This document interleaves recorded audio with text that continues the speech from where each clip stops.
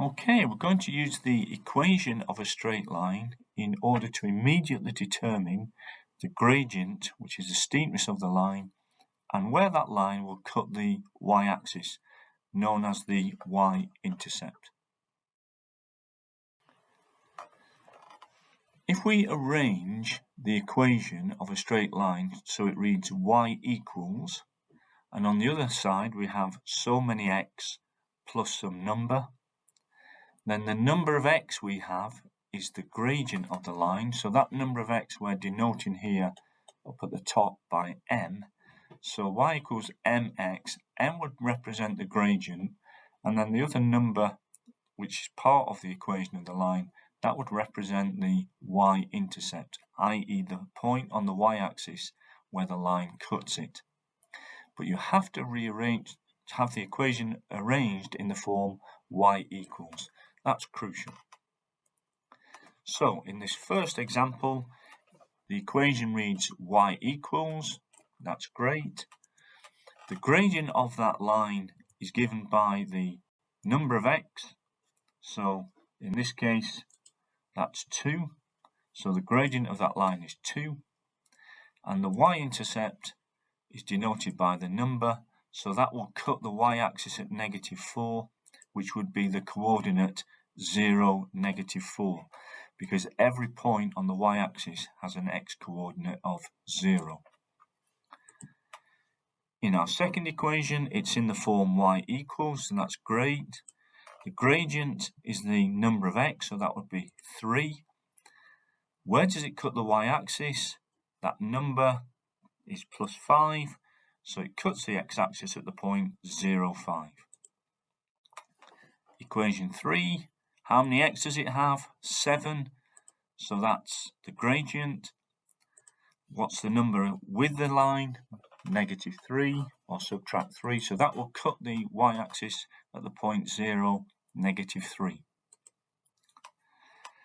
In question number 4, remember that the gradient is the number of x. It isn't just the first number, the other side of the equal sign, it's a number of x, so it's the 2 here, and it's +2.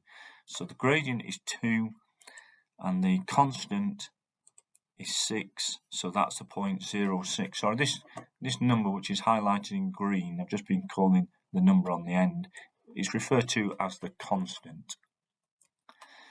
Question 5, once again, how many x do we see? -3x, so that's a gradient of -3. What's the constant? It's 1, so the y-intercept is the point 0, 1. Question 6. It's a single x, and we don't write a 1 in there, but that is 1x, and hence the gradient is 1. The constant is -5, so it cuts the y-axis at the point 0, -5. Now we need to be careful here, because we can keep doing these without thinking, and we can look at question 7 and think, oh, I've got this. The gradient is 4, the y-intercept is 5. But we must remember that the equation has to be written in the form y equals. And this particular equation is presented to us as 2y equals. So our first step is to divide by 2. Once it's in the form y equals, we can just look at the number of x and say, right, that's the gradient. We can look at the constant and say, great, that's the point 0, 2.5. The key step being, it must be y equals. So in question 8, rearrange it in the form y equals by dividing through by 3.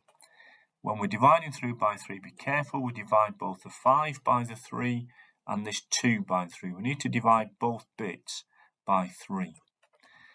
Now it's in the form y equals the number of x, that's the gradient, and the constant, that's the y-intercept. Examples 9 and 10 then.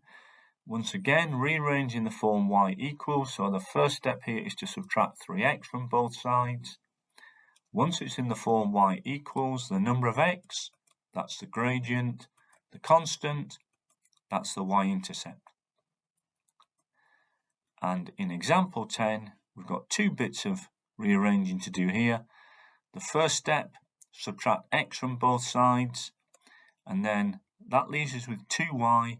We just want 1y, so we have to divide through by 2, and we divide both bits by 2. So this negative x is negative 1x, which we divide by 2 to give us negative a half, and that plus 4 when we divide by 2 becomes plus 2.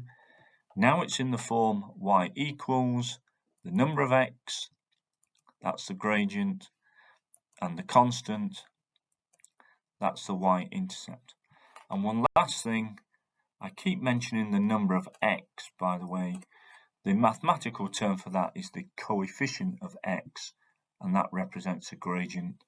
But I didn't want to bamboozle you with a posh math terminology too early on in the video.